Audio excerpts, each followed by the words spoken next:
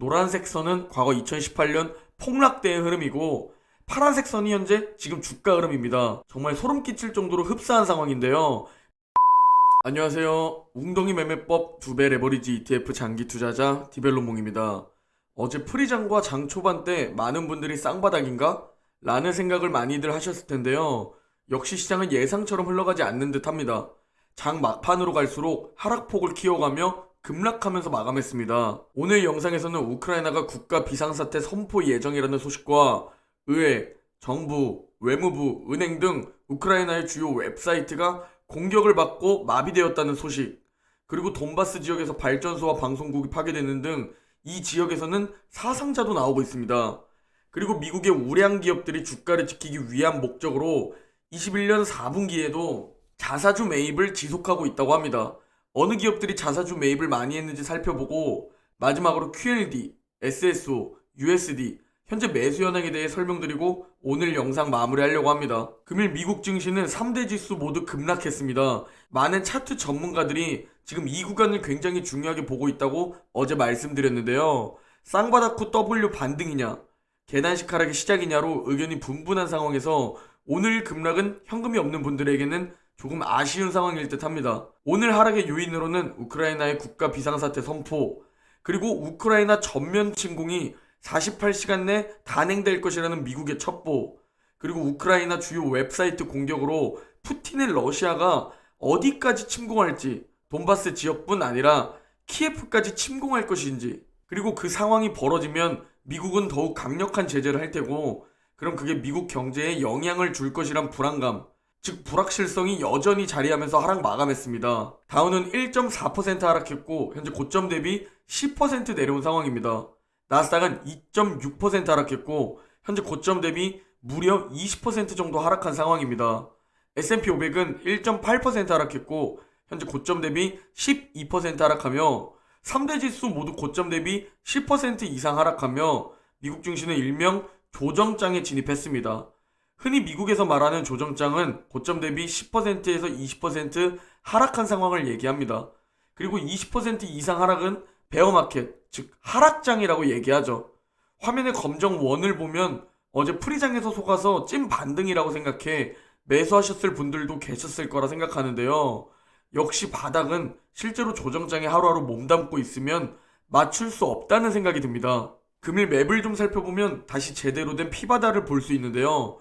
우크라이나 러시아 전쟁으로 인해 에너지 섹터만 좋은 흐름을 보였고 거의 모든 섹터가 피바다를 보였습니다. 미국 10년물 국채금리는 1.988입니다. 다시 2% 위로 올라가려는 모습이 보이는 상황입니다. 오늘 먼저 전해드릴 소식은 러시아 침공에 직면한 우크라이나가 최근 문제가 되고 있는 돈바스 지역을 제외한 전역에 국가 비상사태를 선언할 예정이라고 밝혔는데요. 현재 의회 공식 승인만을 남겨둔 상태로 국가 비상사태가 선언되면 앞으로 30일 동안 지속되며 상황에 따라 추가로 더 연장될 수 있는 것으로 알려졌습니다. 비상사태가 적용되면 검문이 강화되고 외출, 야간 통행이 금지됩니다. 그리고 현재 우크라이나는 예비군 징집에도 나선 상태인데요. 18세에서 60세 예비군이 소집되고 최대 복무 기간은 1년이라고 밝혔습니다. 이번 징집으로 합류하는 예비군 규모는 3만 6천 명에 이른다고 하고요. 그리고 어제 장 초반의 반등을 갑자기 급락으로 바꾼 요인으로 우크라이나 정부와 의회, 외무부, 은행, 국방 분야 등의 웹사이트가 디도스 공격을 받았고 마비가 되었다는 소식입니다. 화면에 빨간 박스를 보면 알 수 있듯이 웹사이트가 마비가 되었고 접속이 불가한 것을 확인할 수 있습니다. 지난달 우크라이나는 이미 대규모 사이버 공격을 받았었는데요. 지난달에는 외무부 홈페이지에 러시아어와 폴란드어 경고 문구가 있었습니다. 이번 디도스 공격을 두고 우크라이나는 이번 주 해커들이 이미 정부 기관과 은행 그리고 국방 분야에 대해 대규모 해킹 공격을 준비하고 있다는 경고가 있었다고 전했습니다. 그리고 지금 러시아가 흡수하려고 하는 우크라이나 동부 돈바스 지역에서는 정부군과 친러 반군의 교전이 계속되고 있는 상황인데요. 이 상황 속에 발전소가 폭격으로 망가졌고 도네츠크 TV 센터 구역에서 폭발물이 터졌다고 보도가 되었습니다. 그리고 현재 돈바스 지역에서 우크라이나군 2명이 사망했고 18명이 중상을 입었으며 반군 소속군도 1명이 사상하고 3명이 중상을 입었다고 보도했습니다. 그리고 2년 만에 조정장에 많은 투자자들이 곡소리를 내고 있는 상태인데요. 미국의 우량 기업들이 주가를 지키기 위해 자사주를 매입하면서 현금을 투입하고 있는 것으로 나타났습니다. 순위별로 살펴보면 1위부터 4위까지 빅테크 기업이 차지했습니다. 21년 4분기의 자사주 매입 규모는 전년 동기 대비, 즉 2020년 4분기 대비 무려 30%나 늘어난 규모라고 합니다. 순위를 살펴보면 애플이 205달러로 1위입니다.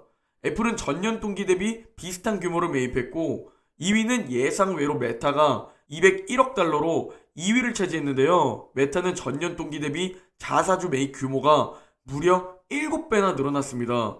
그리고 알파벳, 구글이 135억 달러로 3위입니다. 알파벳은 전년 동기 대비 약 2배 정도 자사주 매입 규모가 늘어났습니다. 4위는 마이크로소프트인데요. 마이크로소프트도 애플과 마찬가지로 전년 동기 대비 비슷한 규모를 매입했습니다. 그 외 탑10에서 주요 종목들을 좀 살펴보면 비자가 8위, 스타벅스가 9위, 월마트가 10위를 차지했습니다. 미국 기업들의 자사주 매입 트렌드가 현재도 지속되는 이유는 현재 늘어나는 불확실성 속에서 주가를 지지하기 위함으로 나타났습니다. 월가는 올해도 우크라이나, 러시아 전쟁 우려와 연준의 금리 인상, 양적 긴축 우려와 같은 불확실성으로 인해 자사주 매입은 지속될 것으로 전망하고 있습니다. 자사주 매입은 미국 증시를 지지해주기 때문에 굉장히 중요합니다.